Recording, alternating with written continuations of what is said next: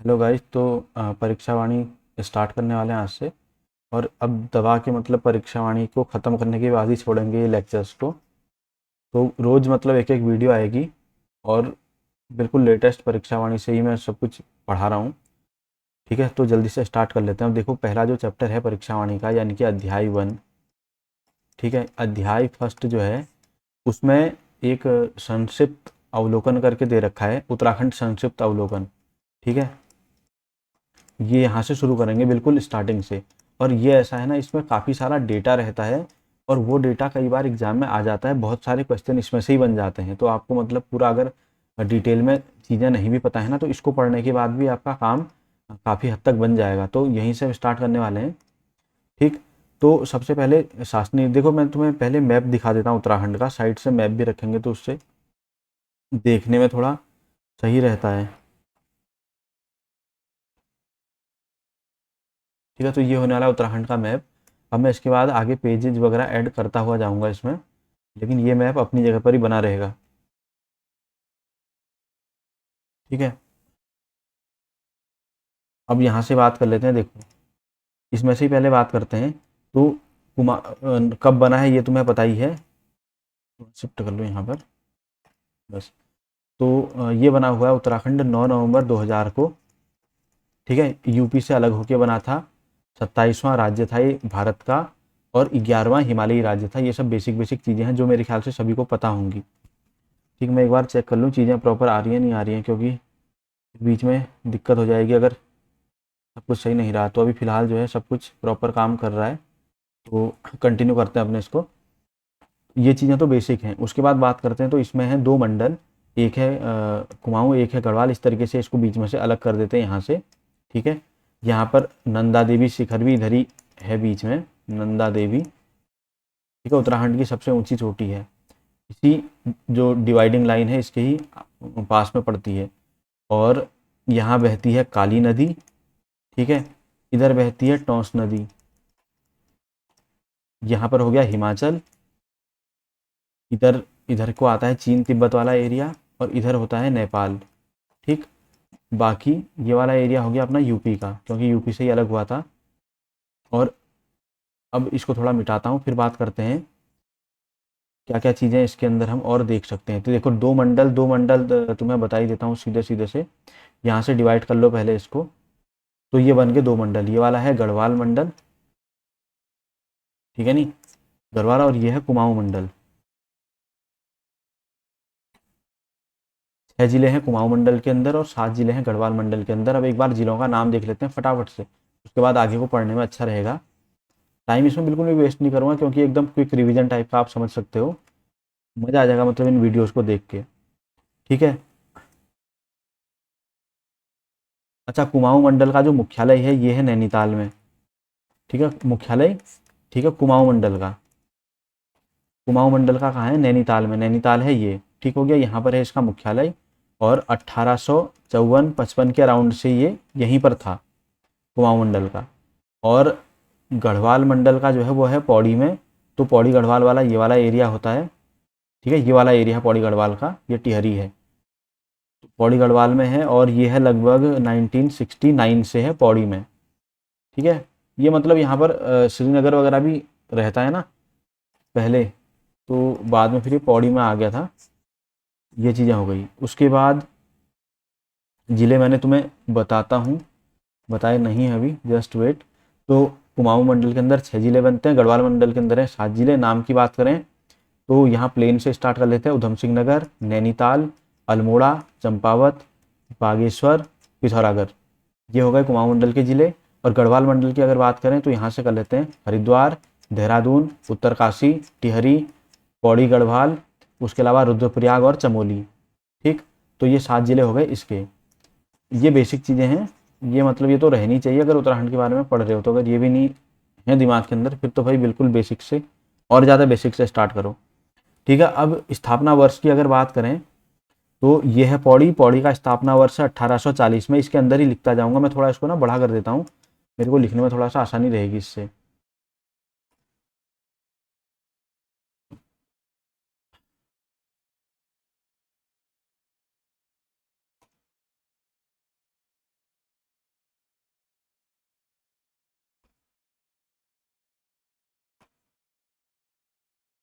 ठीक है, अब बात कर लेते हैं। तो ये यहाँ से स्टार्ट करते हैं। देखो पौड़ी का स्थापना वर्ष है 1840।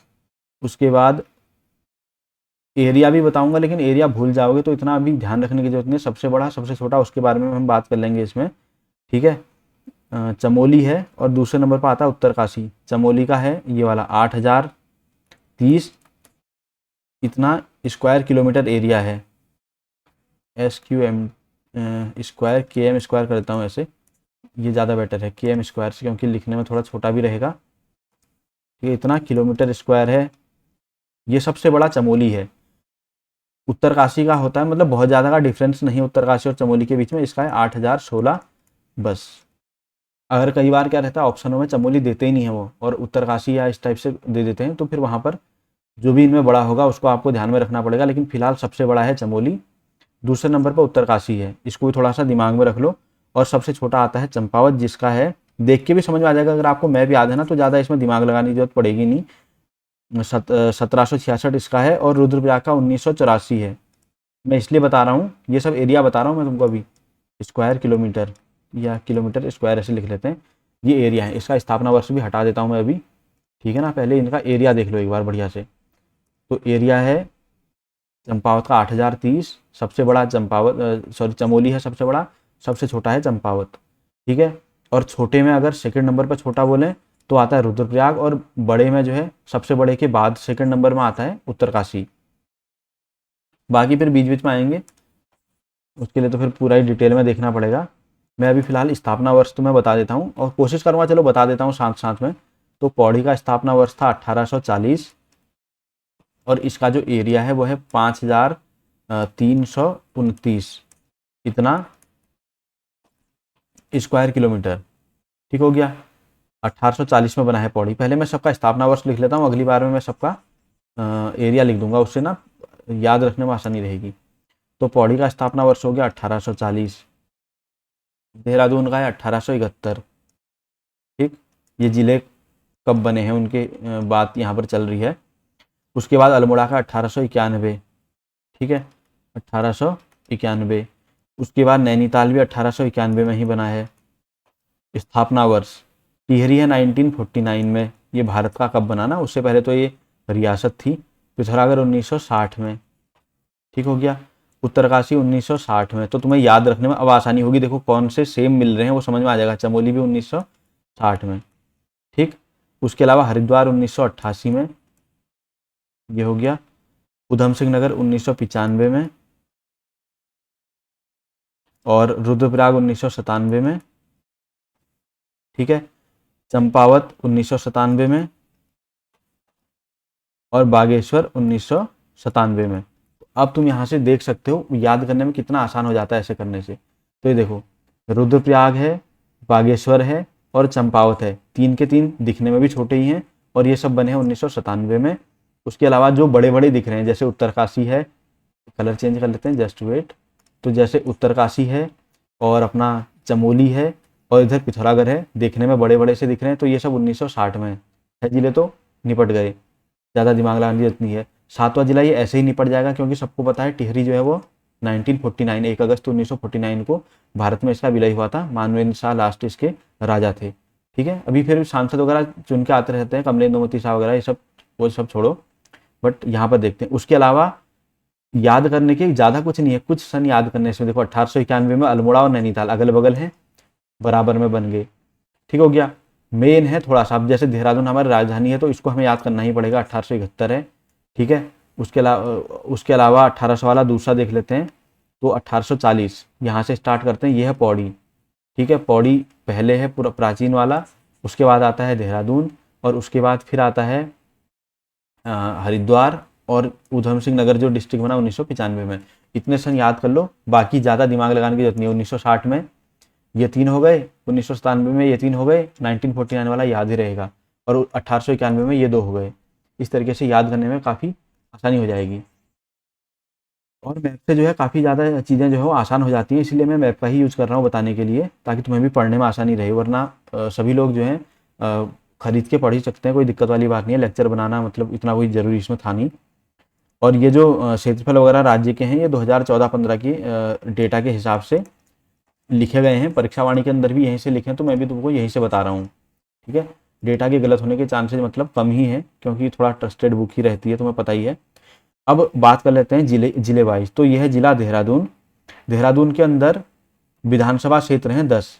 देखो टोटल विधानसभा की कितनी सीटें हैं ये तो तुम्हें पता ही होगा। उत्तराखंड के अंदर टोटल विधानसभा की सीटें होने वाली हैं उत्तराखंड के अंदर, वो होने वाली हैं 70, यानी कि 70। इतनी विधानसभा की सीटें हैं। बाकी अब किस डिस्ट्रिक्ट में कितनी है उसके हिसाब से हम लोग देख लेते हैं। ठीक है, अच्छा एक चीज़ बताऊं, लोकसभा की सीटें जो हैं वो हैं तुम्हारी 5, सभी को पता है। और हर 14 सीट पर एक लोकसभा की सीट है, समझ रहे हो नहीं, हर 14 विधानसभा की सीट पर एक लोकसभा की सीट है। तो 14 मल्टीप्लाइड बाय 5 70 हो गए। कहीं ऐसा भी ना पूछ देना कितनी, क्योंकि भाई ना तो यूके ट्रिपल एस वालों का ना यूके पीएससी वालों का कुछ पता है, कहीं से भी पूछ सकते हैं। उसके बाद बात कर लेते हैं। पहले मैं एक बार अपना ये देखूँ कि रिकॉर्ड हो रही है नहीं चीज़ें, मैं बहुत बार इनको रिकॉर्ड कर चुका हूँ और फिर हो जाती है गड़बड़। तो फिलहाल तो सही चीज़ें जो है वो सही काम कर रही हैं। ठीक है, अब बढ़ लेते हैं जल्दी से आगे की तरफ को और विधानसभा क्षेत्रों की बात कर लेते हैं। तो देहरादून के अंदर है 10 विधानसभा क्षेत्र, हरिद्वार के अंदर है 11 विधानसभा क्षेत्र। ठीक है, काफ़ी ज़्यादा पॉपुलेशन है हरिद्वार की भी डेंसिटी के हिसाब से। टिहरी गढ़वाल के अंदर है 6, पौड़ी गढ़वाल के अंदर है 6। ये टिहरी है, ये पौड़ी है। ठीक हो गया, मैं सेम सेम वालों को बाद में कलर कर दूंगा। नैनीताल के अंदर भी हैं 6, उसके अलावा पिथौरागढ़ के अंदर हैं 4। ठीक, अल्मोड़ा के अंदर हैं 6, ऊधम सिंह नगर के अंदर हैं 9, चमोली के अंदर हैं 3। देखो इतना बड़ा जिला है, 3 विधानसभा की सीटें दे रखी हैं। बद्रीनाथ कर्णप्रयाग थराली है, थराली अनुसूचित जाति के लिए है। ठीक, चंपावत के अंदर 2 हैं, बागेश्वर के अंदर कपकोट और बागेश्वर है, 2 हैं इसके अंदर भी। ठीक हो गया, रुद्रप्रयाग के अंदर भी 2 हैं, उत्तरकाशी के अंदर 3 हैं। तो यहाँ पर देखो किस हिसाब से विधानसभा की सीटें बढ़ती हैं ये तुम्हें समझ में आ चुका होगा। विधानसभा की सीटें बढ़ाई घटाई जा सकती हैं, तो इसमें कोई दिक्कत वाली बात है नहीं। कभी भी परिसीमन करके इनको ऊपर नीचे किया जा सकता है। अब ये किस हिसाब से बढ़ती हैं, ये बढ़ती हैं जहाँ जितने लोग जहाँ पर रह रहे हैं उसके हिसाब से। तो तुम देख सकते हो जो भी अच्छे एरियाज है, जो ज़्यादा डेवलप्ड एरिया उत्तराखंड के हैं, वहाँ पर विधानसभा की सीटें भी ज़्यादा है। जैसे देखो हरिद्वार में है, देहरादून में है, ठीक है, ये ऊधम सिंह नगर में है 3। तो मतलब यहाँ लोग भी ज़्यादा रहते हैं और काफ़ी विधानसभा की सीटें यहीं पर हैं। उसके अलावा जो ठीक ठाक पॉपुलेशन वाले हैं, जैसे नैनीताल हो गया, अल्मोड़ा हो गया, अपना पौड़ी हो गया, टिहरी हो गया, यहाँ पर फिर भी ठीक है। पिथौरागढ़ उसके बाद आता है। बाकी जो छोटे एरिया हैं उनमें तो 2 ही हैं। और साथ ही साथ इतने बड़े होने के बाद भी, क्योंकि यहाँ पर लोगों की पॉपुलेशन उतनी ज़्यादा नहीं है, तो यहाँ पर 3-3 सीटें हैं। बाद में अगर लोग बढ़ जाएंगे तो सीटों को ऊपर नीचे करने में ऐसी कोई समस्या नहीं रहती है। ठीक है, विधानसभा की सीटें कम से कम 60 हो सकती हैं और ज़्यादा से ज़्यादा 500 हो सकती हैं। ये भी याद रख लेना चीज़, क्योंकि एक बार पूछा हुआ था क्वेश्चन की कम से कम विधानसभा की सीट कौन से राज्य में है। अब ये तुम मुझे बताना कि ये कम से कम कितनी हो सकती है। तो मैंने तुम्हें बता दिया 60 है, लेकिन ये कौन से राज्य में है ये बताना। ठीक है, अब बात कर लेते हैं आगे की चीज़ों को और तहसीलों के बारे में बात कर लेते हैं। कहाँ पर कितनी तहसीलें हैं, मैं कौन सी है नाम नहीं बताऊंगा, याद करके फ़ायदा भी नहीं है। अच्छा, जैसे ज़िले होते हैं, ज़िले तुम्हें पता है यहाँ पर 13 ज़िले हैं। हर ज़िले का एक सबसे बड़ा ऑफिसर होता है जिसे जिलाधिकारी कहते हैं, उसके अंडर में ही पूरा ज़िला चलता है। ठीक है, तो इसका जिलाधिकारी, कितने जिलाधिकारी होंगे, 13 ज़िले हैं तो 13 ही जिलाधिकारी भी होंगे, कोई समस्या वाली बात नहीं है। लेकिन तहसीलें कितनी है, 110। ठीक हो गया, और हर तहसील इसके अंडर में होती है वो होती है एसडीएम के। ठीक है, उप जिलाधिकारी, सब डिस्ट्रिक्ट मजिस्ट्रेट। तो ये चीज़ भी थोड़ा सा जिसको नहीं पता है उसके लिए मैं बता देता हूँ। अब बात कर लेते हैं यहाँ पर तहसीलों के बारे में। तो अल्मोड़ा में है 12 तहसीलें, स्टार्ट कर लेते हैं फटाफट से। नैनीताल में है 9 तहसीलें, पिथौरागढ़ में है 13 तहसीलें। ठीक, एक चीज़ मैं ज़रा सा देख लूँ, वेट अ सेकंड। ठीक है, पिथौरागढ़ में है 13 तहसीलें, चमोली में है 12 तहसीलें, उसके अलावा उत्तरकाशी में 6 हैं और पौड़ी में 12 हैं। ठीक, टिहरी में भी 12 हैं, देहरादून में 7 होने वाली हैं। तहसीलों की मैं बात कर रहा हूँ, ऊधम सिंह नगर में 8 तहसीलें हैं, बागेश्वर में 6 तहसीलें हैं और चंपावत में 5 तहसीलें हैं। रह गया हरिद्वार 4, रुद्रप्रयाग 4। ठीक है, तो यहाँ पर जो है कुछ बन रहा है जुगाड़। तो देखो 12 वाले तो यहाँ पर मिल जा रहे हैं, 3 ईजी है, 4 हैं बल्कि आसपास ही हैं, चिपके हुए भी हैं। ये हो गया अल्मोड़ा, पौड़ी, टिहरी और चमोली। 3 मतलब गढ़वाल में ही है जहाँ पर 12-12 सीटें हैं। उसके अलावा दूसरे नंबर पे हाई वाले आ जाते हैं इधर नैनीताल और उधम सिंह नगर। बाकी उसके बाद देहरादून है। सबसे ज़्यादा हाईएस्ट वाला है अपना पिथौरागढ़। ठीक हो गया। बाकी याद करने के लिए और इसमें इतना भयानक कुछ जुगाड़ नहीं है। उत्तरकाशी में और अपना बागेश्वर में 6 हैं, हरिद्वार में और रुद्रप्रयाग में 4-4 हैं, चंपावत में 5 है। पूछेगा तो नहीं, पर थोड़ा कभी कभार डेटा को याद रखना जरूरी हो जाता है, क्योंकि इस बार उसने पेपरों में जो डेटा पूछा है ना, मतलब वो तो खतरनाक सा ही दिमाग घुमाने वाला डेटा था। परसेंट भी इतनी क्लोज पूछ रखी थी पॉपुलेशन की, कहाँ पर क्रिश्चियंस की कितने परसेंट पॉपुलेशन है, और आंसर कुछ कुछ दिए हुए थे 42.14, 44 पॉइंट, मतलब बिल्कुल इतने क्लोज की बंदा तुक्का भी ना मार पाए इनमें। ठीक हो गया। अब बात कर लेते हैं 95 ब्लॉक्स की। राज्य में देखो तहसीलें हैं, तहसील हैं 110, ठीक है। ब्लॉक विकास खंड कहते हैं जिसको, ठीक है। वो कितने हैं, वो है 95। ठीक। अब मुझे लगता नहीं कि इनको कहाँ पर कितने हैं वो मुझे बताने की ज़रूरत पड़ेगी, इसमें नहीं पड़नी चाहिए, क्योंकि बहुत मतलब है। पर चलो एक बार फिर से कर लेते हैं यार, जब इतना कर ही रहे हैं तो क्या ही दिक्कत आ जाएगी इसमें। अल्मोड़ा के अंदर अब हम बात कर रहे हैं यहाँ पर ब्लॉक की, ठीक है। ब्लॉक जो कि कितने हैं, 95 हैं टोटल। तो अब यहाँ पर जोड़ भी लेना, अल्मोड़ा में 11, नैनीताल में 8, पिथौरागढ़ में 8, चमोली में 8, उत्तरकाशी में है 6, पौड़ी गढ़वाल में है 13, पौड़ी गढ़वाल में 15 हैं, 13 नहीं है, ठीक है। ये मुझे थोड़ा सा 15 हैं। उसके अलावा उत्तरकाशी तो मैंने लिख ही दिया है। पौड़ी गढ़वाल के बाद टिहरी गढ़वाल, देहरादून, टिहरी गढ़वाल में 10, देहरादून में 6, उधम सिंह नगर में है 7 और बागेश्वर में है 3। ठीक हो गया। चंपावत में है 4, चंपावत के बाद रुद्रप्रयाग में है 3, हरिद्वार में है 6। तो इस तरीके से ब्लॉक हैं, किस जगह में कितने ब्लॉक हैं ये देख सकते हो, ठीक है। बढ़िया, बढ़ते हैं फटाफट से आगे को। अब आएंगे असली चीज़ें, क्योंकि अभी तक तो ये खाली डेटा चल रहा था, और वो भी इतना इतना इंपॉर्टेंट डेटा नहीं है, लेकिन ठीक है, क्योंकि थोड़ा पता होना चाहिए कहाँ पर क्या है। कभी पूछ दिया सबसे ज़्यादा ब्लॉक कहाँ पर है, तो कोई भरोसा नहीं ना यूकेपीएससी वालों का, क्या ही पूछ दें। ना ही यूके ट्रिपल एस सी वालों का कुछ भरोसा है।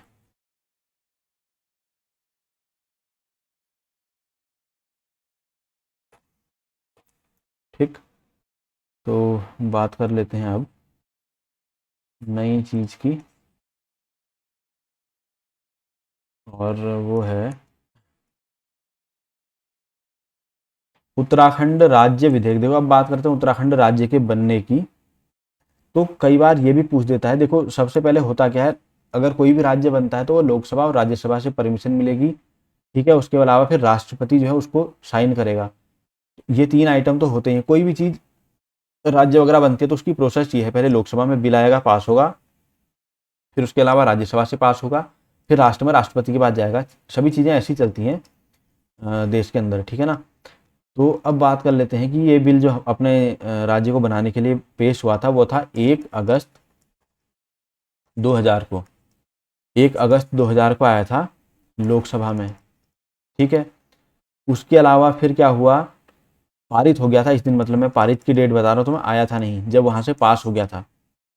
उसके बाद फिर राज्यसभा में पेश हुआ उत्तरांचल राज्य विधेयक, क्योंकि उत्तरांचल नाम था, पता ही होगा 1 जनवरी 2007 से बदला है उत्तराखंड। उससे पहले उत्तरांचल नाम था, और मुझे तो मतलब उत्तरांचल भी अच्छा ही नाम लगता था। पर्सनली मैं बताऊँ तो अच्छा ही लगता था मुझे उत्तराखंड, है ना। Uttaranchal is much better I think. चलो जो भी है, उत्तराखंड भी कोई उतना बुरा नाम नहीं है। देवभूमि ज़्यादा बेटर लगता है मुझे तो। फिर 1 अगस्त को लोकसभा से हो गया था, 1 अगस्त को, और 10 अगस्त को हो गया था। 10 अगस्त सेम टाइम पर ये हुआ था राज्यसभा से। बस कितने जीरो लगा देना आगे से, महीना तो सेम ही रहेगा क्योंकि बहुत ज़्यादा गैप नहीं होता है अगर एक जगह से पारित हो गया तो दूसरी जगह से पारित होने में। ठीक हो गया।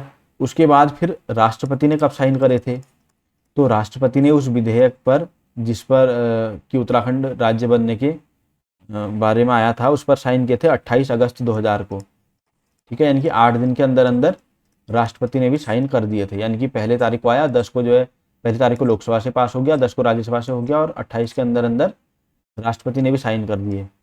तो ये तो सब जगह से परमिशन मिल गई कि भाई नया राज्य बनेगा।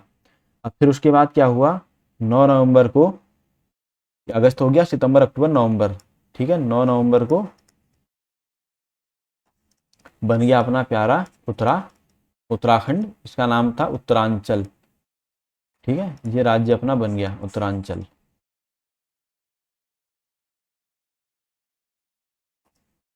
ठीक, उसके बाद ये चीज़ें मैं तुम्हें पहले ही बता दी हैं। भारतीय गणराज्य का 27वां राज्य है, पर्वतीय राज्यों के क्रम में 11वां राज्य है। ठीक हो गया। राज्य का नाम उत्तरांचल ही था, और कई बार ऐसा आ जाए कि उत्तरांचल मतलब राज्य का नाम उत्तरांचल कब तक था, तो तुम्हें पता है 1 जनवरी 2007 से बदल करके उत्तराखंड कर दिया गया था। ठीक है, तो उससे पहले उत्तरांचल ही था, यानी कि 31 दिसंबर 2006 तब तक इसका नाम उत्तरांचल ही था। ठीक है ना। तो ये कभी कभार ऐसे क्वेश्चन पूछ देते हैं जिनके पास फालतू का टाइम रहता है ना पूछने के लिए, कहाँ से क्वेश्चन निकाले जाए, कैसे दिमाग खराब किया जाए। अब इस क्वेश्चन को कोई बंदा मतलब हार्ड लेवल भी नहीं कह सकता क्योंकि बेसिक सी चीज़ है, और इसको जो है वो टफ कि नहीं आता हो ऐसी कोई चीज़ नहीं है, क्योंकि अगर आप उत्तराखंड का मतलब पढ़ रहे हो तो आपको पता ही होगा नाम कब चेंज हुआ था। तो थोड़ा सा इसे घुमाने के लिए कई बार कर देता है और लोग गलत कराते हैं इसको, ऐसे क्वेश्चनों को भी। तो ये भी थोड़ा थोड़ा बीच में ध्यान रखते जाना। ठीक हो गया। उसके बाद राजधानी का नाम है देहरादून, और देहरादून ये तो तब से थी जब से अपना राज्य बना हुआ था, ये थी अपनी राजधानी। उसके बाद चमोली में गैरसैंण जगह है, यहाँ पर क्या नाम है, गैरसैंण। ये जो है वो 20 जून 2020 से ग्रीष्मकालीन राजधानी बन चुकी है। ग्रीष्मकालीन यानी कि गर्मियों में ये रहेगी अपनी राजधानी। गर्मियों में जो भी काम देहरादून में होते हैं वो सारे काम यहाँ होने लगेंगे। ठीक हो गया। उसके बाद भाषा की बात कर लेते हैं, तो हिंदी है भाई अपनी मातृभाषा, यहाँ की राज्य की राजभाषा भी हिंदी है। ठीक, राजभाषा है अपनी हिंदी, और जनवरी 2010 से सेकंड राजभाषा हमारी संस्कृत है। ठीक, ये चीज़ें हो गई, बढ़िया। अब बात कर लेते हैं राजकीय चिन्ह की। तो चिन्ह मैं दिखा दूंगा तुम्हें फोटो में, और वैसे तुमने देखा ही होगा यार, गूगल कर लेना, नेट तो आजकल सबके पास है। चिन्ह कुछ इस तरीके से आता है। ठीक है, यहाँ पर मतलब ऐसा कुछ रहता है, और इधर 4 लहरें हैं, 4 लहरें। यहाँ पर अशोक की लाट बनी हुई है बीच में, यहाँ पर सत्यमेव जयते लिखा है, यहाँ पर उत्तराखंड लिखा हुआ है नीचे से। ठीक है, उत्तराखंड राज्य ऐसे लिखा हुआ है। तो शेप इसका कुछ इस तरीके से है, समचतुर्भुज जिसे कहते हैं। मैं बनाता हूँ इसे, जस्ट वेट। तो ऐसे शेप का है कुछ ये अपना। किस शेप का है, समचतुर्भुज। कई बार यही ना पूछ दे क्वेश्चन किस शेप का है, तो समचतुर्भुज के शेप का है यहाँ का राजकीय चिन्ह। ठीक, क्योंकि राज्य बन जाता है तो राजकीय चिन्ह वगैरह फिर चीज़ें मतलब क्या होंगी ये डिसाइड करनी पड़ती हैं, तो ये 2001 से ही डिसाइड हो गई थी। ठीक हो गया। अब इसमें क्या है, जो अशोक की लाट है वो तुम्हें पता ही है कहाँ से ली गई, सारनाथ से ली गई है। बीच वाली चोटी थोड़ा सा ऊंची है, और यहाँ पर 4 लहरें जो गंगा की लहरों को शो करते हैं। ठीक हो गया। बीच में इसके नीचे लिखा हुआ रहता है सत्यमेव जयते, वो कहाँ से लिया गया है उसके बारे में कई बार पूछ देता है, तो वो लिया गया मुंडकोपनिषद से। मैंने एक प्रॉपर इसमें वीडियो डाल रखी है इन चीज़ों के बारे में, जहाँ पर आपको मैंने ये सब भी दिखाया है, राज्य पक्षी, राज्य पुष्प फुल डिटेल में बताए हैं। यहाँ पर मैं उतना डिटेल में उनके बारे में बात नहीं करूँगा, जो क्वेश्चन परीक्षा वाणी में है मैं यहाँ पर उतनी ही बातें करूँगा, लेकिन मैंने इसके बारे में ऑलरेडी वीडियो डाल रखी है, वो आप देखना। वहाँ पर मतलब पूरा एक एक फोटो के साथ मैंने चीज़ें डाली हुई हैं, यहाँ तक कि कस्तूरी मृग तो छोड़ो, कस्तूरी का रासायनिक नाम और कस्तूरी दिखती कैसी है क्या है, पूरा फुल डिटेल में डाला हुआ है। तो उस वीडियो को देखना, बहुत बड़ी वीडियो तो नहीं है वो, और नॉलेज मिलेगी फुल एकदम। ठीक हो गया। तो ये तो अपना राजकीय चिन्ह हो गया। बाकी राजकीय पशु मैंने बता दिया, कस्तूरी मृग है, ठीक है, कस्तूरी मृग, हिमालयन मस्क डियर जिसे कहते हैं। राजकीय पक्षी की बात करें तो मोनाल है, ठीक है। मोनाल कौन सा पक्षी होता है? ये फीमेल बर्ड होती है, ठीक है। इसका जो मेल बर्ड होता है उसे कहते हैं डफिया, ये भी थोड़ा सा देख लेना। और मोनाल जो है ये तो नॉर्मल सा ही दिखने वाला बर्ड है, लेकिन डफिया काफ़ी कलरफुल है, ठीक, कलरफुल है। सर में इसके कलगी होती है, कलगी ऐसे ऐसे ऐसे लगी रहती है ना चिड़िया के सर में। तो ये चीज़ है, वो वाली वीडियो देखना, वहाँ मैंने दिखा रखे हैं कौन कैसा दिखता है, सब कुछ एकदम ढंग से। उसके अलावा राजकीय पुष्प हमारा ब्रह्म कमल है, ब्रह्म कमल, ठीक है। 24 टाइप की प्रजातियां पाई जाती हैं इसकी यहाँ पर, और पूरी दुनिया में 210 प्रजातियां पाई जाती हैं ब्रह्म कमल की। मतलब ऐसा नहीं है कि केवल उत्तराखंड में ही होता है, ऊंचाई वाले एरिया में सभी जगह देखने को आपको मिलेगा ये। तो पूरी दुनिया में 210 है। और कस्तूरा कमल, फेन कमल, ये सब भी जो है उत्तराखंड में पाए जाते हैं, जो ब्रह्म कमल की प्रजातियों में काउंट होते हैं। वो सब आप वीडियो देखो बस, और कुछ नहीं, मैं ज़्यादा कुछ नहीं बोलूँगा यहाँ पर, वहाँ सारा कुछ डिटेल देखने को मिल जाएगा बढ़िया तरीके से। यहाँ पर मैं जल्दी जल्दी बता देता हूँ। राज्य खेल की बात करें, अच्छा राज्य वृक्ष मैंने राज्य पुष्प बोला ना ब्रह्म कमल, अगर मैंने राज्य वृक्ष बोला तो गलती होगी, क्योंकि वो राज्य पुष्प है ब्रह्म कमल। और राज्य जो वृक्ष है वो है तुम्हारा बुरांस, बुरांस, ठीक है। इनके जो वैज्ञानिक नाम होते हैं ना वो भी याद रखना, रोडोडेंड्रन अर्बोरियम है, या उसका सोसूरिया अबुएलेटा है।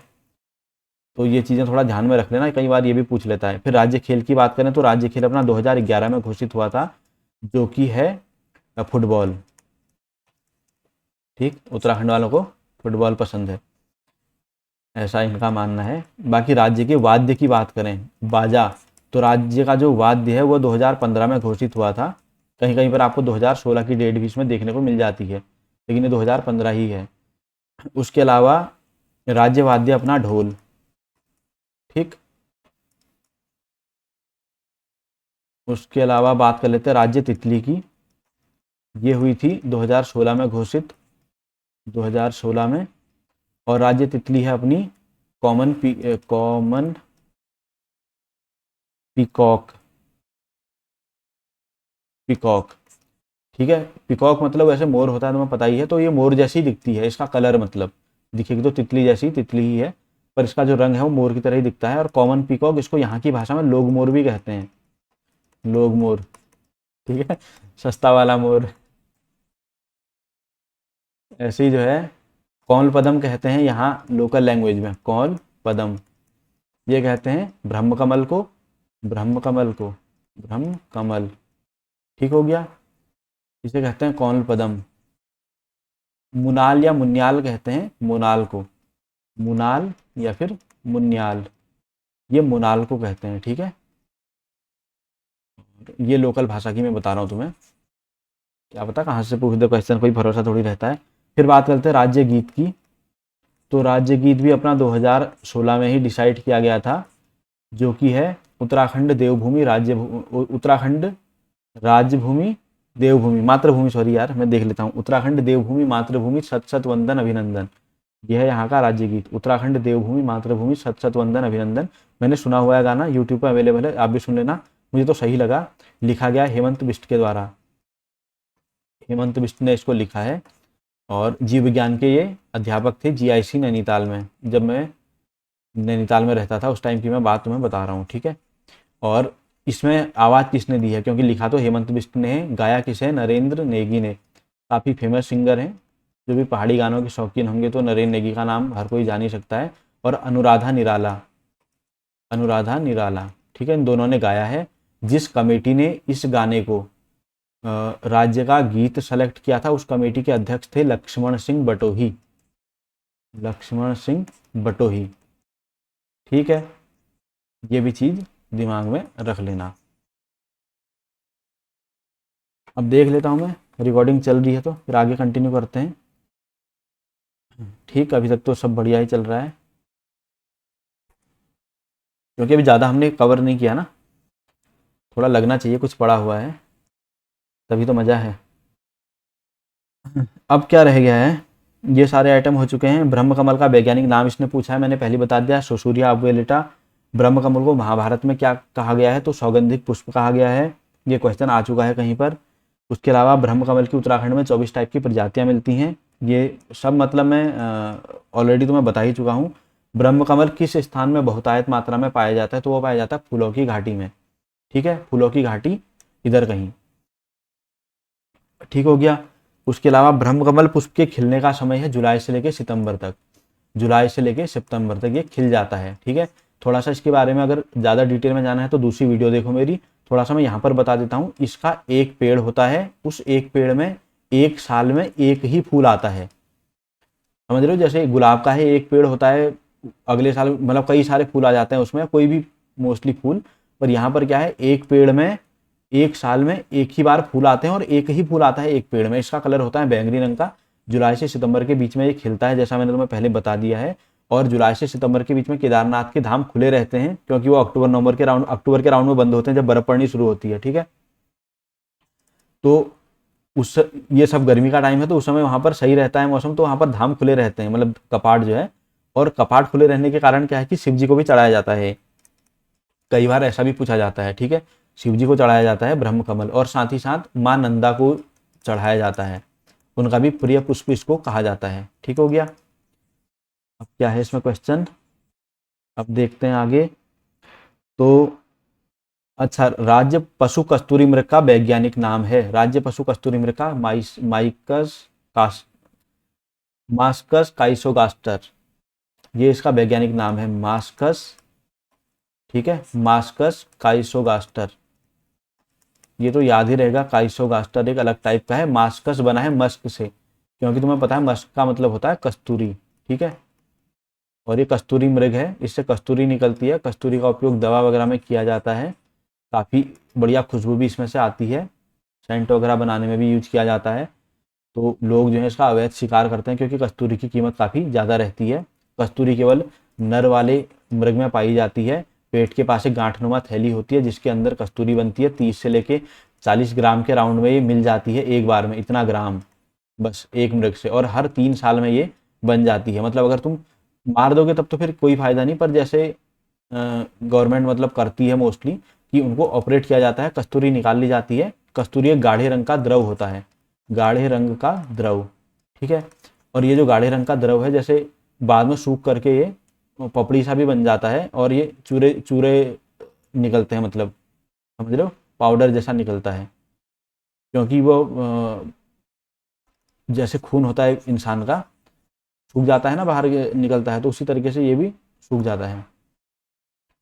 अब बात कर लेते हैं, कस्तूरी मृग उत्तराखंड के अलावा भारत में और कहाँ कहाँ पर पाया जाता है। तो भारत में ये पाया जाता है कश्मीर, सिक्किम और हिमाचल प्रदेश के अराउंड में।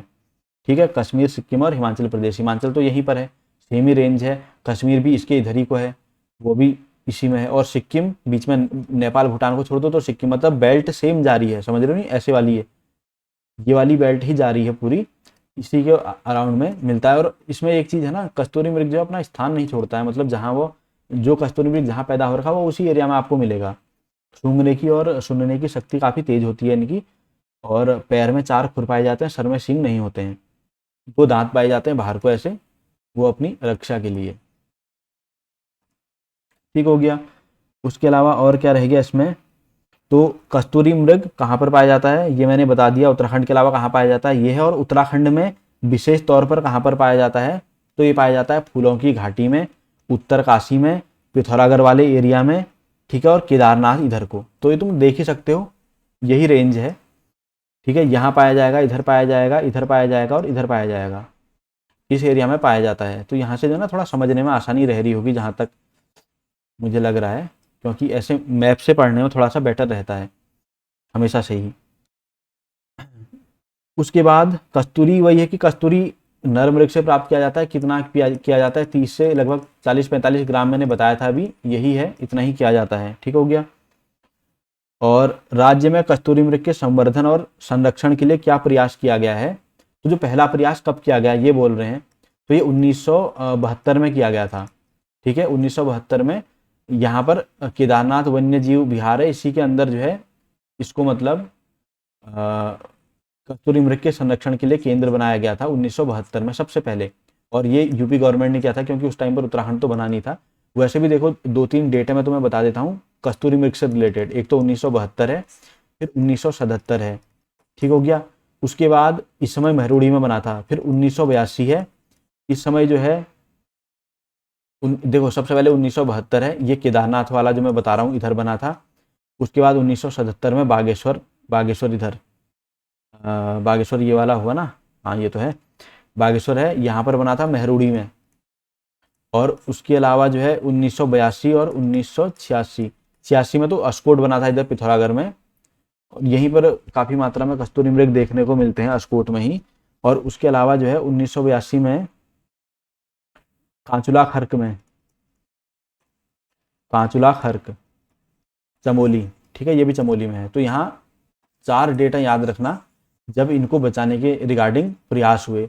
कई बार ये भी पूछ सकता है कि उत्तराखंड में जो कस्तूरी मृग है उनकी संख्या कितनी है, तो 2005 को वन्य जीवों की गणना करी गई थी, तो उस समय ये 279 थे, 279, और 2008 में दोबारा करी गई, उस समय ये घट करके 276 हो गए थे, समझ लो इतने ही रह रहे हैं। और मोनाल जो है वो 2008 में गिने गए थे, लगभग 919 के अराउंड थे, ये भी याद रख लेना, क्योंकि इन जीवों के बारे में भी कई बार पूछ लेता है, ठीक हो गया।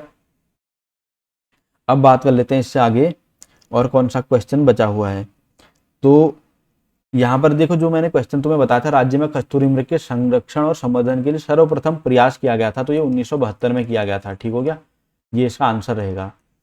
अब उसके बाद अगला क्वेश्चन देख लेते हैं, राज्य के वृक्ष बुरांश का वानस्पतिक नाम क्या है, तो वो मैंने तुम्हें पहले बता दिया था, rhododendron arboreum, rhododendron arboreum, rhododendron arboreum, arboreum, ठीक हो गया, यह है इसका वानस्पतिक नाम।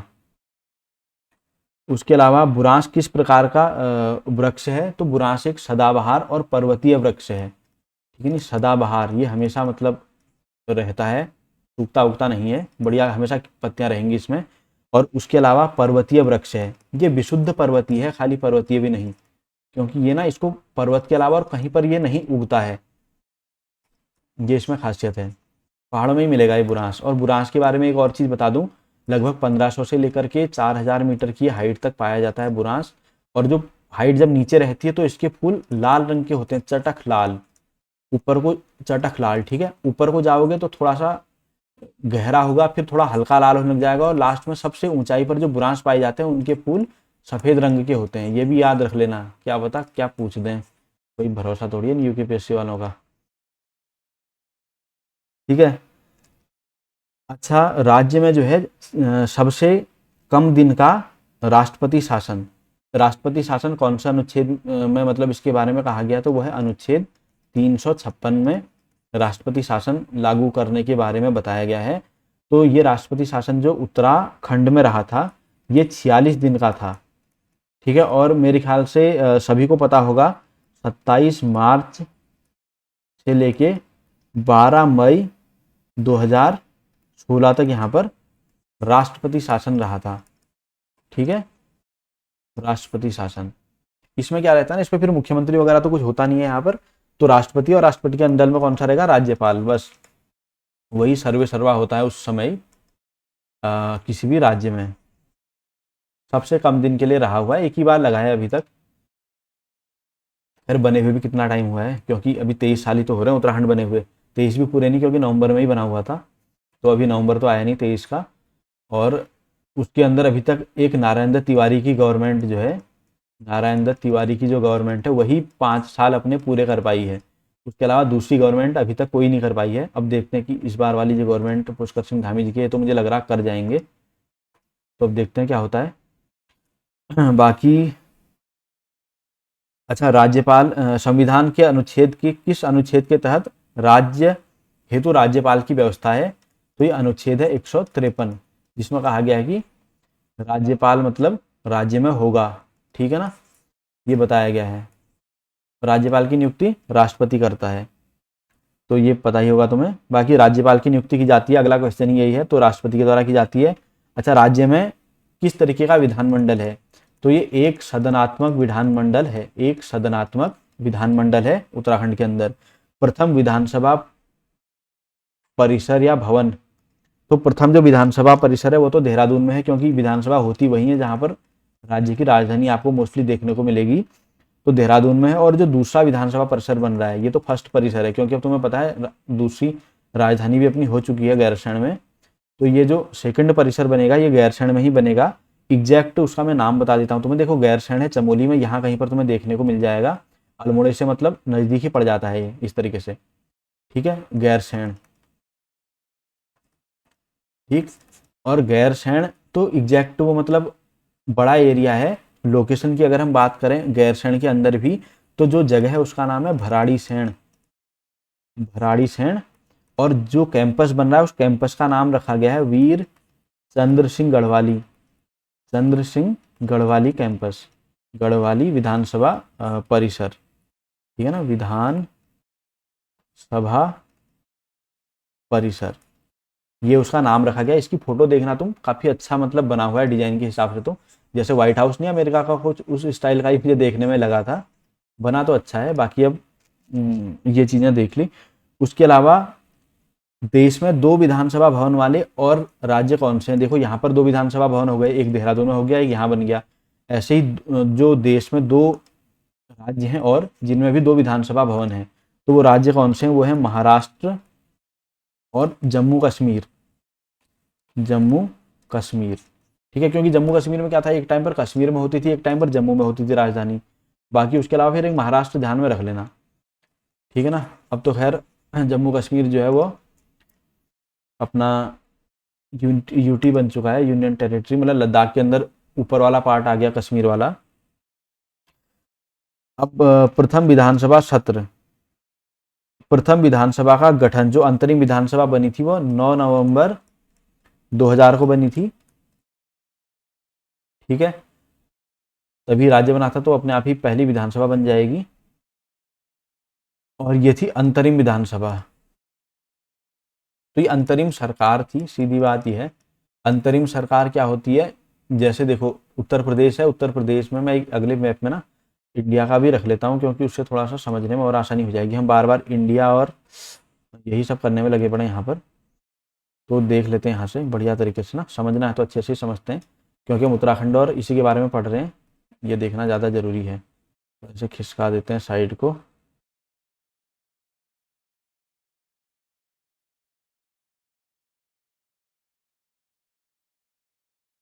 ठीक हो गया। अगला वाला अपना है प्यारा भारत, प्यारा भारत अपना यहाँ पर आएगा। इधर लिखने के लिए थोड़ा सा जगह मैंने बचा दी है, ठीक। तो अंतरिम और निर्वाचित में मैं तुम्हें बता रहा था। तो देखो पहले उत्तराखंड ये पूरा एक राज्य था, उत्तर प्रदेश ऐसे, बाद में ये कट गया, इतना वाला हिस्सा बन गया उत्तराखंड, ठीक। ऊपर वाला जो ये दिख रहा है, अब ये बन गया तो सीधे बनते ही इलेक्शन तो होंगे, नहीं तो गवर्नमेंट कैसे बनेगी। तो यहाँ से 22 विधानसभा की सीटें होती थी, विधानसभा की सीटें उत्तर प्रदेश की जब असेंबली थी उसमें, तो उस 22 विधानसभा सीटों में से बीजेपी की ज़्यादा सीटें थी, तो बीजेपी को ऑप्शन दिया गया कि यहाँ पर गवर्नमेंट बनाए। तो अंतरिम सरकार बनी, जब तक चुनाव नहीं होते तब तक काम करा उस अंतरिम सरकार ने। तो वह बन चुकी थी ठीक उसी दिन जिस दिन राज्य बना, 9 नवंबर 2000 को, ठीक हो गया। उस अंतरिम सरकार के तहत जो पहले मुख्यमंत्री उत्तराखंड को मिले वो थे नित्यानंद स्वामी, नित्यानंद स्वामी, ठीक है।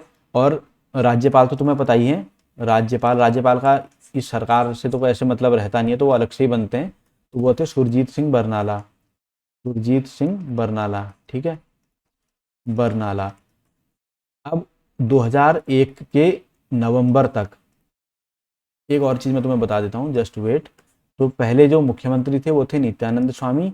उसके अलावा जो पहले अपना अंतरिम की मैं बात कर रहा हूँ यहाँ पर, जो अंतरिम गवर्नमेंट बनी थी उसमें जो पहले विधानसभा के अध्यक्ष थे, विधानसभा के अध्यक्ष वो थे प्रकाश पंत। ये क्वेश्चन पूछा जा चुका है, ठीक है। तो विधानसभा के अध्यक्ष पहले प्रकाश पंत थे। अगर वहां पर निर्वाचित लिखा रहेगा तब उत्तर चेंज हो जाएगा, ये अंतरिम है, प्रकाश पंत थे। और उसके अलावा मैं तुम्हें बताता हूँ यहाँ पर कि क्या हुआ। अब क्या हुआ ना, पहले तो तुम्हें बताइए 22 सीटें थी, गवर्नमेंट यहाँ पर राज्य बना, गवर्नमेंट बन गई बीजेपी की, और ये सब हो गया। उसके बाद फिर 2001 नवंबर तक परिसीमन हुआ। परिसीमन मतलब दोबारा से सीटें डिसाइड की गई, कहाँ से कितनी सीटें होंगी और कहाँ कहाँ कौन कौन सा एरिया कवर करेंगी। तो इस तरीके से टोटल विधानसभा की जो सीटें हो गई फिर वो 70 हो गई परिसीमन के बाद। और फिर फरवरी में 2002 में इलेक्शन हुए, ठीक, इलेक्शन यानी कि फिर हुए चुनाव। तो अब जो सरकार बनेगी वो होगी निर्वाचित सरकार, ठीक है। तो अब बनी निर्वाचित सरकार। अब इस निर्वाचित सरकार में किसने सरकार बनाई, तो भाई पार्टी तो दो ही रहती है मोस्टली, बीजेपी कांग्रेस।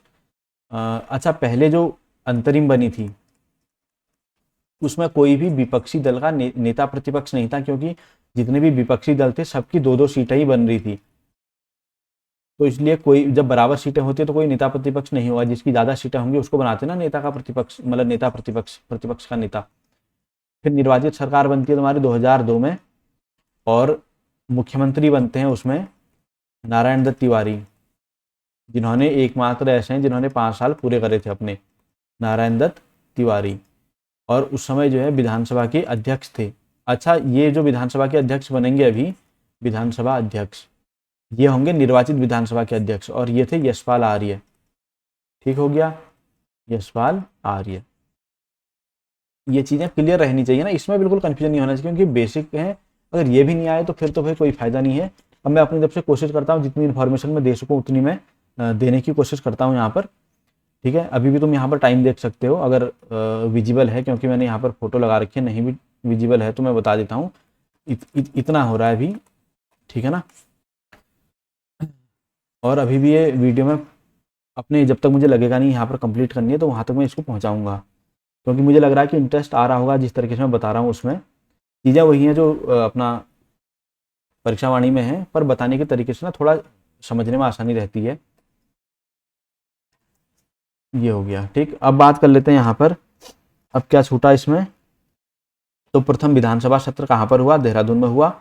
9 जनवरी 2001 से चला है, 9 जनवरी 2001 से चला है, ठीक है। 9 नवंबर 2000 को हमारा राज्य बना, और फिर अंतरिम सरकार भी बनी, तुम्हें पता ही है, मुख्यमंत्री वगैरह सब बने, शपथ वपथ हुई होगी। फिर पहला जो सत्र चला ये 9 जनवरी, ठीक है, 2 महीने के बाद, मतलब 2001 से चल गया, और देहरादून में चला ये, ठीक है, देहरादून।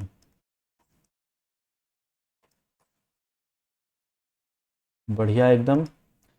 अब देखते हैं गैरसैंण में प्रथम विधानसभा का सत्र कब हुआ, क्योंकि देहरादून का तो हमें याद रहेगा 2 महीने के बाद है, ठीक ठीक, जब राज्य बना उसके। अच्छा, गैरसैंण में कब हुआ, तो गैरसैंण में जो सत्र चला ना, तो गैरसैंण में चल रहा था 9 से 11 जून 2014।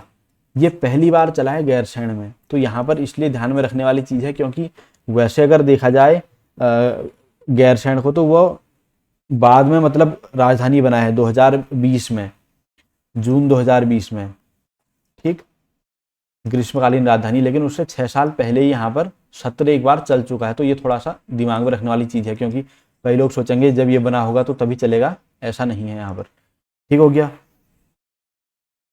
अभी बात कर लेते हैं, अच्छा, जब उत्तराखंड का राज्य का विधेयक, जो तुम्हें पता ही है, 28 अगस्त 2000 को राष्ट्रपति ने क्या किए थे, इस पर साइन किए थे। उसके बाद ही उत्तराखंड राज्य बनेगा ना, तो राष्ट्रपति ने साइन किए, राष्ट्रपति ने साइन कर दिए, साइन किए, ठीक।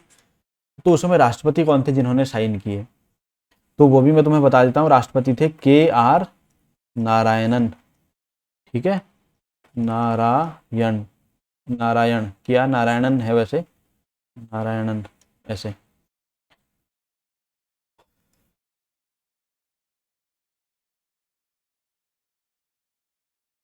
अब देखते हैं आगे। मैं पूरे अपनी तरह मतलब कोशिश करूंगा जितने ज़्यादा से ज़्यादा कवर कर पाऊँ एक वीडियो में वो करूंगा, पर अभी मुझे लगता है कि इसी टाइप की चीज़ें आने वाली हैं। थोड़ा सा मैं और बताता हूँ, उसके बाद फिर मैं कोशिश करूंगा कि ये जो वीडियो है इसको मैं, क्योंकि लगभग 50 मिनट की हो चुकी है, तो थोड़ा सा और खींच लेते हैं जल्दी से जल्दी। प्रथम विधानसभा, क्योंकि अभी कंटिन्यूटी बनी है ना, फिर गड़बड़ हो जाती है। तो प्रथम विधानसभा सत्र जो निर्वाचित भवन है भराड़ीसैंण का, उसके अंदर कब हुआ, तो ये हुआ था 17 से 18 नवंबर 2017, 17 से 18 नवंबर 2017। इसको याद रखने की ज़रूरत बिल्कुल भी नहीं है। पूछ दे कहीं पर बिल्कुल घटिया कोई क्वेश्चन पेपर बनाने वाला हो तो वरना इतना कोई मतलब नहीं पूछता है, सीधी बात ये है। नई बिल्डिंग में कब हुआ था, पहले जो हुआ था वो कौन सी बिल्डिंग में हुआ था, ये तो भाई फिर अजीब से क्वेश्चन हो गए ना। ये चीज़ कह सकते हो तुम अभी यहाँ पर, विधानसभा का अपना वेबसाइट कब से शुरू हुआ था, क्योंकि उत्तराखंड जो विधानसभा है ये 4 मई 2001 से इसने वेबसाइट बना दिया था अपना। ठीक है, और ये इसलिए इम्पोर्टेंट है क्योंकि देश में फर्स्ट ऐसी थी, देश में प्रथम विधानसभा थी जिसने अपना वेबसाइट शुरू करा था 4 मई 2001 को। तो इस तरीके के जो पॉइंट होते हैं ये थोड़ा सा याद रखने वाले होते हैं, जो देश में प्रथम है या कुछ स्पेशल रहे बाकियों से तो। ठीक है, अब जैसे अगला क्वेश्चन है इसमें, विधानसभा राज्य गठन से पूर्व इस क्षेत्र में कुल कितनी विधानसभा की सीटें थी, तो वो मैंने तुम्हें पहले ही बता दिया है, 22 सीट थी जब ये उत्तर प्रदेश में ही राज्य था तब। ठीक है ना, तो 22 सीटें थी। और विधानसभा सीटों का परिसीमन कब हुआ, तो ये हुआ 5 नवंबर 2001। ठीक है, दूसरी बार फिर परिसीमन किया गया है, वह है तुम्हारा फरवरी 2008 में। लेकिन इसमें मतलब विधानसभा की सीटों में नंबर में कोई चेंज नहीं करा है, पर इसमें जो है ना बाउंड्री चेंज कर दी। जैसे पहले मान के चलो इस डिस्ट्रिक्ट में कुछ विधानसभा की सीटें हैं ये, तो ये वाली सीट यहाँ तक आती थी पहले मान के चलो यहाँ तक जो है एक विधानसभा की सीट थी, तो बाद में इसका रेंज बढ़ा के हो सकता है ये वाले को भी इस सीट में इंक्लूड कर लिया हो, है ना। आगे पीछे मतलब थोड़ा रेंज बढ़ाई है, बट वैसे नंबर में कुछ चेंज नहीं आया है। फरवरी 2008 में भी हो चुका है, तो 2 बार अभी तक ये हो चुका है। एक तो जब 70 सीटें करी तब, और दूसरा रेंज वगैरह थोड़ा मतलब सीटों को आगे पीछे शिफ्ट करा होगा बस। उसके बाद विधानसभा के परिसीमन के बाद कुल कितनी सीटें हुई, तो 70 + 1, अभी तक मैं 70 जो तुम्हें बता रहा हूँ ये है निर्वाचित। ठीक है, जिसमें लोग वोट देते हैं, और एक जो होता है ये मनोनीत होता है। इसमें मतलब ये कहीं से उठा हुआ बंदा नहीं है, ये बस ऐसे ही सेलेक्ट करके रख दिया गया है, एंग्लो इंडियन,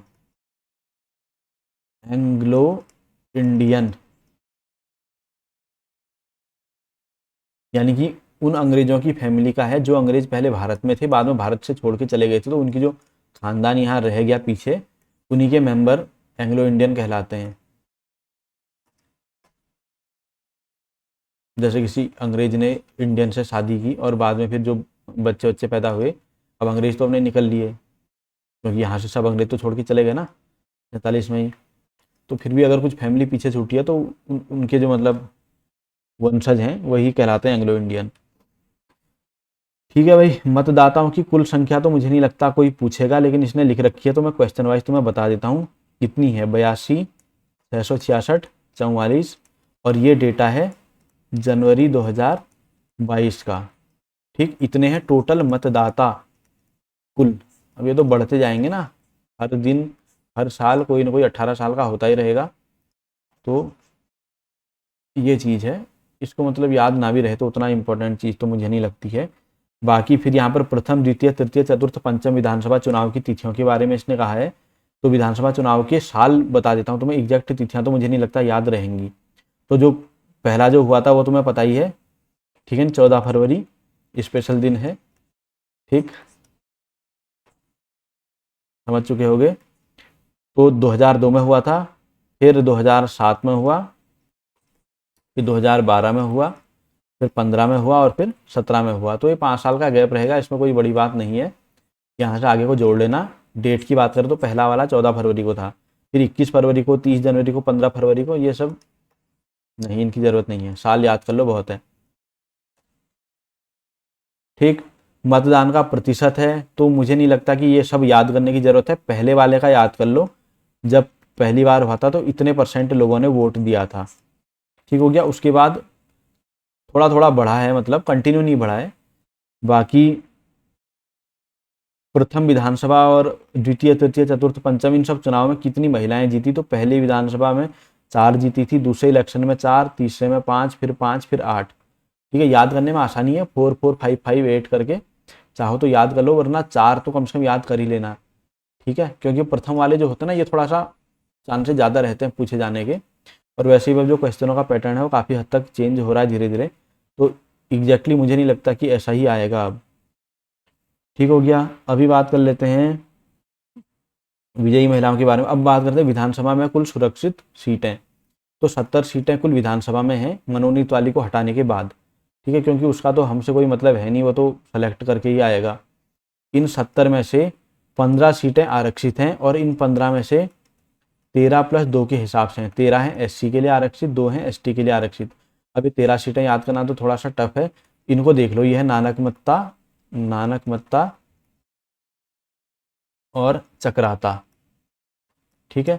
ये 2 सीटें हैं जो एसटी के लिए आरक्षित हैं और टोटल वैसे 15 सीटें हैं जो आरक्षित सीटें हैं विधानसभा के चुनाव में, ठीक है। लोकसभा के चुनाव की बात करें तो तुम्हें सीटें पता ही होंगी, यहाँ की 5 सीटें हैं, 5 में से 1 सीट जो है वो एससी के लिए आरक्षित है। राज्यसभा के लिए यहाँ से 3 सीटें हैं, ठीक हो गया।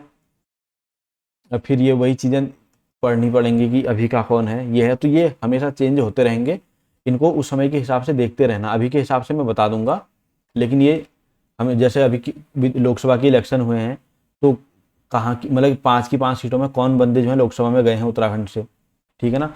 तो ये सारी चीज़ें देखनी पड़ेंगी। और जैसे एसटी वाला है प्रदेश के अंदर, तुम्हें पता ही है 2 सीटें एसटी के लिए हैं, तो उन एसटी की सीटें नानकमत्ता और चक्राता में कौन चुन के आ रखे हैं उन बंदों के नाम। तो ये छोटी मोटी चीज़ें जो हैं वो थोड़ा ये चेंज होने वाली चीज़ें करंट अफेयर की हैं, तो देख लेना। उसके बाद वही चीज़ें हैं कि 2 एसटी के लिए सुरक्षित है चक्राता और नानकमत्ता में। नानकमत्ता है उधम सिंह नगर में, चक्राता है देहरादून में, ठीक हो गया। उसके बाद बात कर लेते हैं सर्वाधिक विधानसभा की सीटें कहाँ हैं, तो वो मैंने बताई भी थी स्टार्टिंग में, विधानसभा का मैंने शायद बताया ना इसमें। तो वो 11 सीटें हैं हरिद्वार में, ठीक है। यहाँ है 11 सीटें विधानसभा के लिए सबसे ज़्यादा। और सबसे कम सीटें कहाँ पर हैं, बागेश्वर, रुद्रप्रयाग और चंपावत। तो साइज से ही तुम समझ सकते हो, छोटे छोटे हैं, यहीं पर 2-2 सीटें हैं, सब में ही 2 हैं, ठीक है, तीनों में 2। एरिया भी छोटा है तो इससे भी दिमाग में रख लेना कि मतलब तीनों में बराबर हैं। और जो छोटे वाले हैं, छोटे वाले कौन से, चंपावत, बागेश्वर और रुद्रप्रयाग, तो यहाँ पर हैं, ठीक हो गया। आई होप कि मज़ा तो आ रहा होगा पढ़ने में, ऐसी बात नहीं है, है ना। प्रथम विधानसभा चुनाव और गठन। तो प्रथम विधानसभा जो चुनाव है वो 14 फरवरी 2002 को संपन्न हुआ था, ये मैंने तुम्हें बता ही दिया है। और 14-15 मार्च 2002 को ही पहली बार गवर्नमेंट बनी थी। जो जीता, कौन जीता था, कांग्रेस, ठीक है। कांग्रेस में बाकी मैंने तुम्हें बता रखा है, नारायण तिवारी बने थे ये वो। तो कब बने थे, उनके बनने की डेट ये है, क्योंकि इलेक्शन हुए थे इस दिन, उसके बाद फिर रिजल्ट आए होंगे, फिर शपथ लेते हैं, तो वो दिन ये वाले हुए जब मुख्यमंत्री बने, मतलब 1 महीने के गैप में ही बन गए थे, ये चीज़ देख लो। बाकी 14 फरवरी को इलेक्शन हुए तो 14 मार्च को बन गए थे, वो इतना याद रख लो, 1 महीने में। इस तरीके से याद भी करी जा सकती है कुछ चीज़ें। लोकसभा की सीटें 5 हैं, मैंने तुम्हें बता दी हैं, कौन कौन सी है वो देख लो। टिहरी में है, पौड़ी में है, और अल्मोड़ा में है, नैनीताल में है, और हरिद्वार में है। ये जो 5 सीटें हैं, ये 5 सीटें हैं लोकसभा के लिए, ठीक। दोबारा से देखोगे तो भाई अब वीडियो को 10 सेकंड बैक करके देख लो, क्योंकि ये तो खिंच जाएगी लंबी वीडियो खाली खाली पे, ठीक है। क्षेत्रफल की दृष्टि से छोटा लेकिन मतदाताओं की दृष्टि से बड़ा जिला कौन सा है, तो वह है हरिद्वार अपना। बहुत ज़्यादा लोग यहाँ भरे पड़े हैं, बहुत ज़्यादा, ये वाला डिस्ट्रिक्ट अपना, ठीक है। जो क्षेत्रफल में तो छोटा है लेकिन मतदाता यहाँ पर सबसे बड़ा है, सबसे ज़्यादा मतदाता इधर ही है हरिद्वार के अंदर, ठीक हो गया। और क्षेत्रफल की दृष्टि से बड़ा लेकिन मतदाताओं की दृष्टि से सबसे छोटा, यानी कि जो क्षेत्रफल में तो बड़ा है लेकिन मतदाता जिसमें बहुत कम है, ठीक है। ये मतलब मैं तुम्हें लोकसभा की सीट के हिसाब से यहाँ पर इसने लिखा हुआ है, तो वही मैं बता रहा हूँ। एग्जैक्ट जो इसने लिखा है वो मैं पढ़ देता हूँ। क्षेत्रफल की दृष्टि से बड़ा लेकिन मतदाताओं की दृष्टि से सबसे छोटा लोकसभा सीट, तो ये है पौड़ी। आप आपस में ही हैं, देख सकते हो, ये लोकसभा सीटों के बारे में है एक्चुअली में, ठीक है। ये भी लोकसभा है, ये भी लोकसभा है, ठीक है। तो ये चीज़ें देख लेना, ये भी लोकसभा है, ये और ये भी लोकसभा है, तो ये है सब कुछ। उसके बाद एससी हेतु सुरक्षित लोकसभा, शेड्यूल कास्ट के लिए यानी कि अनुसूचित जाति के लिए कौन सी लोकसभा सीट आरक्षित है, तो वो है अल्मोड़ा की, ठीक हो गया। और अभी अभी मतलब कि 2023 की मैं बात कर रहा हूँ। अभी यहाँ से हैं अजय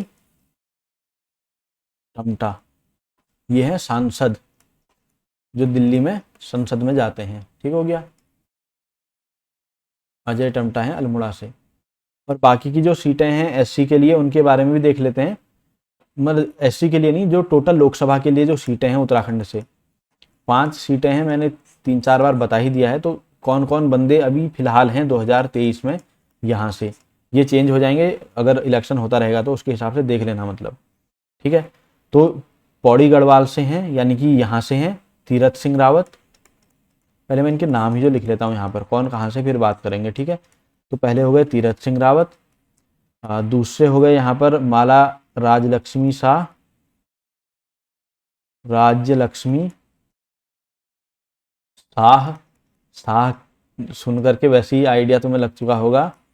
ठीक है, तीसरे वही अजय टम्टा अपने, अजय टम्टा। चौथे हो गए रमेश पोखरियाल, रमेश पोखरियाल निशंक।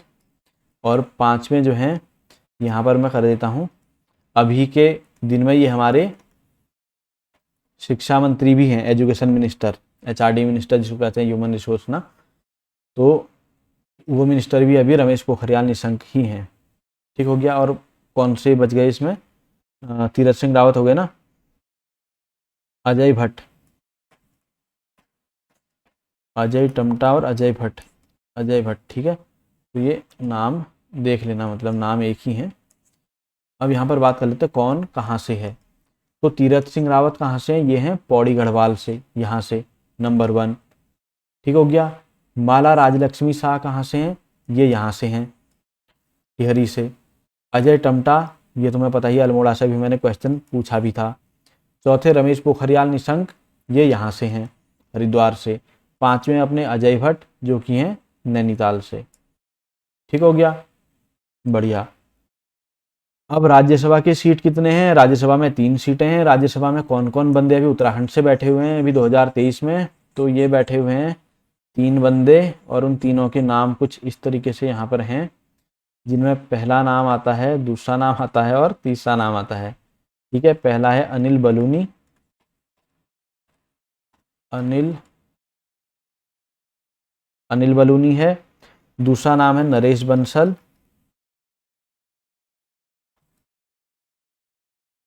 ठीक हो गया। तीसरा नाम है प्रदीप टम्टा का। ये 3 लोग हैं जो राज्यसभा में बैठे हुए हैं अभी उत्तराखंड के, उत्तराखंड से चुन के। ठीक हो गया। उसके बाद वर्तमान में जो राज्यसभा के सदस्य हैं वो मैंने बता ही दिए हैं। संविधान के किस अनुच्छेद में राज्यों हेतु एक एक उच्च न्यायालय की व्यवस्था है, तो संविधान के अनुच्छेद 214 में कहा गया है कि राज्य का एक उच्च न्यायालय होगा। ठीक है, यहाँ का उच्च न्यायालय कहाँ पर है, यहाँ का उच्च न्यायालय है नैनीताल में। अभी ये उच्च न्यायालय नैनीताल में ही है, कुछ टाइम में ये शिफ्ट होकर हल्द्वानी आने वाला है। डिस्ट्रिक्ट नैनीताल ही रहेगा क्योंकि हल्द्वानी भी नैनीताल जिले में ही आता है। ठीक हो गया। उसके बाद थोड़ा सा इस अगर न्यायालय की हम बात कर लें, उच्च न्यायालय की, तो इसे बनाया किसने था, साथ साथ थोड़ा बहुत और इन्फॉर्मेशन देने में फायदा रहता है। इसे बनाया था सेंटोनी मैकडोनाल्ड ने, सेंटोनी मैकडोनाल्ड ने। इसने इसका स्ट्रक्चर बनाया था, मतलब इसका डिजाइन जिसे कहते हैं। ठीक है, सेंटोनी मैकडोनाल्ड ने बनाया था। इसमें ब्रिंस्टन स्कूल भी चलता था। उसके अलावा फिर जब उत्तर प्रदेश, मतलब जब अंग्रेज भाग गए यहाँ से, फिर उत्तर प्रदेश में ये आ गया सब, यूनाइटेड प्रोविंस करके पहले था, फिर उत्तर प्रदेश बना। फिर वो सब कुछ होने के बाद उत्तर प्रदेश की ग्रीष्मकालीन राजधानी भी एक जमाने में ये हुआ करता था, कौन, नैनीताल। ग्रीष्मकालीन राजधानी समझ जाओगे, तो ग्रीष्मकालीन राजधानी भी नैनीताल हुआ करता था। और उस टाइम पर इसके अंदर कई सारे, जैसे सचिवालय में कई सारे डिपार्टमेंट वगैरह होते हैं, वो सब भी यहाँ पर चलते थे। ठीक हो गया। बाद में जब उत्तराखंड का राज्य बना, कब, 9 नवंबर 2000 को, तो उसी दिन से उसका उच्च न्यायालय नैनीताल में ये हो गया। ठीक है, नैनीताल। फिलहाल यहाँ पर 11 जज हैं। ठीक, ये भी चीजें याद रखते जाओ साथ साथ में। तो अच्छा, उच्च न्यायालय में मुख्य न्यायाधीश सहित कितने हैं, तो 11 मैंने बता दिया आपको। उसके अलावा देश का 20वां उच्च न्यायालय था ये, जैसे 20वां उच्च न्यायालय, उच्च न्यायालय, ठीक है, 20वां, ये चीज ध्यान रखना, क्योंकि अगर नंबरिंग के हिसाब से देखा जाए तो उत्तराखंड 27वां राज्य था, समझ रहे हो, लेकिन इसमें कई सारे ऐसे होते हैं जो सेंटर से चलते हैं, यूनियन टेरिटरी जिनमें होती है, तो इसी कारण जो है ये 20वें नंबर का न्यायालय है। ठीक, उसके अलावा राज्य में स्थायी लोक अदालतें गठित की जा चुकी हैं। अक्टूबर 2017 में देहरादून, हरिद्वार, नैनीताल और उधम सिंह नगर में। ठीक, स्थायी लोक अदालतें, लोक अदालतों के बारे में भी हम बाद में बात करेंगे डिटेल में, अभी नहीं। औद्योगिक न्यायाधिकरण हल्द्वानी में है, एक औद्योगिक न्यायाधिकरण हल्द्वानी में, जबकि 3 सम न्यायालय हैं देहरादून, हरिद्वार और काशीपुर में। संभाग यानी कि मंडल, तो वो 2 मंडल हैं, गढ़वाल और कुमाऊं, पता ही है। अब बात करते हैं सर्वाधिक जिलों वाला कौन सा मंडल है, गढ़वाल मंडल है, 7 जिले इसके अंदर है, कुमाऊं मंडल में 6 जिले हैं। ठीक हो गया, टोटल जिले 13 हैं इसमें उत्तराखंड के अंदर, 13 जिले। कुल जिलों में मैदानी जिले कितने हैं, तो भाई मैदानी जिले देखो, सीधी सी बात बताएं, उत्तराखंड को इस तरीके से डिवाइड कर लिया करो, ये हो गया और ये कुछ हो गया, फिर ये हो गया, ये मैंने थोड़ा ऊपर बना दिया, खिसका लेना थोड़ा सा नीचे को, तो इस तरीके से मैं बता देता हूँ फिलहाल समझाने के लिए। तो ये बेल्टें बन गई हैं, ये उच्च हिमालयी क्षेत्र आता है, ये मध्य हिमालयी क्षेत्र आता है, और ये लघु हिमालयी क्षेत्र आता है। फिर ये आता है शिवालिक का क्षेत्र। शिवालिक मतलब कि ऐसा समझ लो, शिवालिक, ठीक है, शिवालिक लिखते हैं इसको, मैं यहाँ पर लिख देता हूँ प्रॉपर, शिवालिक। ठीक, और जैसे पहाड़ होते हैं ना, ये मैदान है। अब पहाड़ एकदम ऐसे स्टार्ट नहीं होता है, तो पहाड़ शुरू होता है कुछ इस तरीके से, धीरे धीरे धीरे ऊंचाई बढ़नी शुरू होगी ना, इस तरीके से बढ़ते हैं धीरे धीरे धीरे धीरे, ऐसे ऐसे करके मतलब ऊपर को। तो ये वाला जो एरिया आता है जो लघु हिमालय से नीचे है, यहाँ तक, यहाँ से लघु हिमालय स्टार्ट होगा, तो इससे नीचे वाला और इस प्लेन के बीच वाला एरिया ये है शिवालिक क्षेत्र।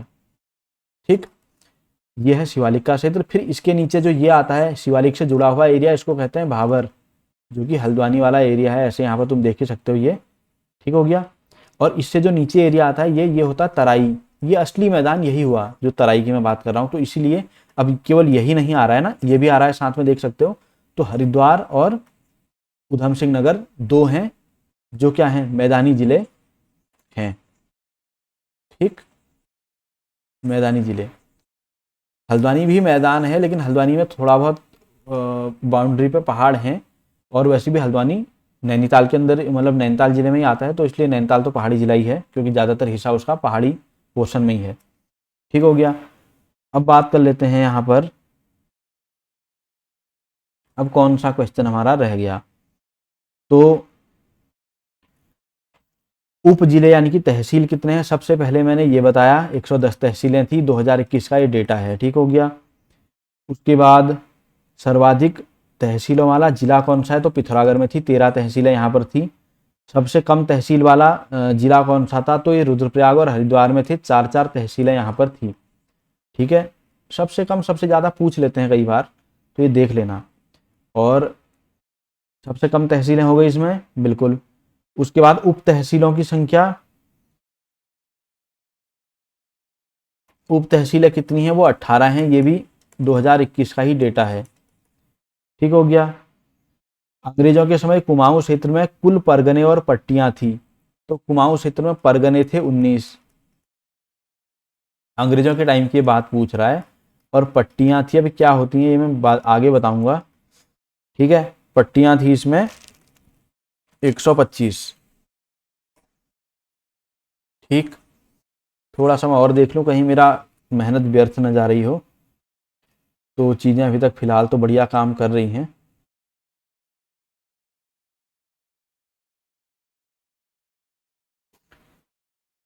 उसके बाद ये कुमाऊं क्षेत्र की मैंने बात करी, 19 और 125।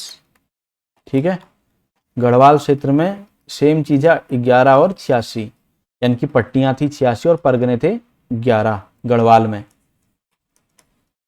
में, और ये कुमाऊं में। ठीक है, विकासखंड या ब्लॉकों की संख्या कितनी है? तो ये 2020-21 के हिसाब से बताते हैं डेटा, क्योंकि यही अवेलेबल है। तो ब्लॉक, बीडीओ सुना होगा ना, बीडीओ, ब्लॉक डेवलपमेंट ऑफिसर, ठीक है, जो क्षेत्र पंचायत होती है उसका ये सचिव होता है, बीडीओ। ठीक हो गया। अब इतना बाद में बात करेंगे इसकी, फिलहाल यहाँ पर देखो जो ब्लॉकों की संख्या है, यानी कि ब्लॉक कहते हैं विकासखंड को, ठीक, ब्लॉक यानी कि विकासखंड। तो ये कितने हैं? ब्लॉक हैं टोटल 95। और इस 95 में अगर हम बात करें तो 82 हैं पर्वतीय, और बचे हुए 13 हैं मैदानी। ठीक है, 82 हैं पर्वत में, 13 हैं मैदानों में, टोटल है 95 ब्लॉक। ये याद रख लेना, पूछा जा सकता है। उसके बाद आगे बात कर लेते हैं ब्लॉकों के बाद, सर्वाधिक ब्लॉक किस में है? तो सर्वाधिक ब्लॉक है पौड़ी में, कितने हैं? 15 ब्लॉक हैं। ठीक हो गया। सबसे कम ब्लॉक किस में है? तो सबसे कम ब्लॉक रुद्रप्रयाग में है और बागेश्वर में है, 3 ब्लॉक हैं, ये भी याद रख लेना। ठीक है। राज्य के लगभग 60% ग्रामीण क्षेत्रों में लागू है, कौन सी व्यवस्था लागू है? तो राजस्व पुलिस।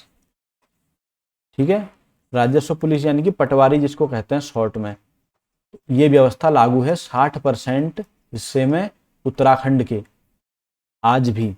ठीक, बढ़िया हो गया। उसके बाद अच्छा 60% ना ग्रामीण क्षेत्र लिखा हुआ है, ये चीज़ ध्यान रखना, 60% ग्रामीण क्षेत्र में, क्योंकि इसमें कुछ शहर वाला भी एरिया है ना, तो उसको हटा करके इसने डेटा दिया हुआ है। अच्छा, राजस्व पुलिस का लागू है, तो राजस्व पुलिस के तहत पटवारी की कितनी चौकियां हैं? तो ये 19-20 का डेटा है, जो कि है 1225 चौकियां पटवारी की, पटवारी यानी कि राजस्व पुलिस की। राजस्व पुलिस की इतनी चौकियां हैं प्रदेश के अंदर, 1225। ये 19-20 का डेटा है, 2019-20 का, अब यही चल रहा है फिलहाल तो। ठीक है, इतनी है चौकियां। टोटल पुलिस स्टेशन कितने हैं? तो टोटल पुलिस स्टेशन 156 है, जिसमें 152 राजकीय हैं, 4 जीआरपी वाले हैं, तो टोटल 156 याद रख लो फिलहाल। और इनमें से मतलब 95 जो है वो गाँवों में है और 57 जो है नगर में है। 95 गाँवों में है और 57 जो है वो 57 ये नगर में है पुलिस स्टेशन। ठीक हो गया। 4 तो जीआरपी चौकियां है ना ये, और बाकी 152 में से 95 जो है वो गाँव में है और 57 जो है वो नगर में है, ये चीज़ भी याद रख लेना। पूछी तो खैर इतनी तो मुझे नहीं लगता पूछा जाएगा, टोटल नंबर पूछ सकता है हाँ, कितनी चौकियां हैं। तो छोटे छोटे पेपर जो होते हैं उनमें डायरेक्ट ही पूछ दिए जाते हैं क्वेश्चन। तो सबसे कम पुलिस थाने और सबसे ज़्यादा पुलिस थाने कहाँ पर हैं? तो सबसे ज़्यादा पुलिस थाने हैं अपने देहरादून में, 21 पुलिस थाने हैं, और सबसे कम पुलिस थाने हैं रुद्रप्रयाग में, 5 पुलिस थाने हैं, पूरे ज़िले में 5 पुलिस थाने हैं। ठीक हो गया। ठीक है, लोग जहाँ जितने रहते हैं उसके हिसाब से चीज़ें होती हैं। अब लोग ही नहीं रहेंगे तो पुलिस करेगी क्या उधर? पुलिस का काम तो मेनली क्राइम वगैरह के लिए होता है, अब लोग ही नहीं रहेंगे तो क्राइम कहाँ से होगा? और सब कुछ मिला करके पुलिस चौकियां जो टोटल हैं, पुलिस, ये तो पुलिस स्टेशन में तुम्हें बता रहा था अभी तक। ठीक है, पुलिस स्टेशन कितने हैं करके, तो 156 थे पुलिस स्टेशन, जिसमें 152 तो गांवों और नगरों में मिला के पुलिस स्टेशन थे, 4 जीआरपी की चौकियां थी। ठीक हो गया। इनमें से जो पुलिस चौकियां हैं ये तो पुलिस स्टेशन हैं, ये चीज़ ध्यान में रखो, स्टेशन बड़े होते हैं थोड़ा। ठीक है ना, पुलिस चौकी जो होती है वो थोड़ा इससे छोटी होती है, छोटी एरिया के लिए मोस्टली होती है। तो ये है 236। तो क्वेश्चन ऐसे आ जाते हैं कई बार कि अगर मान लिया एक ही क्वेश्चन में उसने पूछ दिया कि कितने पुलिस स्टेशन और कितनी पुलिस चौकियां हैं, और ऑप्शन में दे दिया 156 है, 236 है ना, और पूछ रखा पुलिस चौकी, लोग सोचेंगे पुलिस स्टेशन पूछा, 156 ठोक के आ जाएंगे टोटल। या पुलिस चौकी उसने मतलब क्या लिखा है देखना तुम, कि स्टेशन लिखा है या चौकी लिखा है। पुलिस स्टेशन लिखा है तो 156 है, पुलिस चौकी लिखा है तो 236 होने वाले हैं। ठीक हो गया, इतना मैंने आज का निपटा दिया है, आएगा बाकी का नेक्स्ट वीडियो में आएगा। तो ठीक है गाइज, थैंक यू। अगर वीडियो पसंद आई हो तो लाइक करना मत भूलना।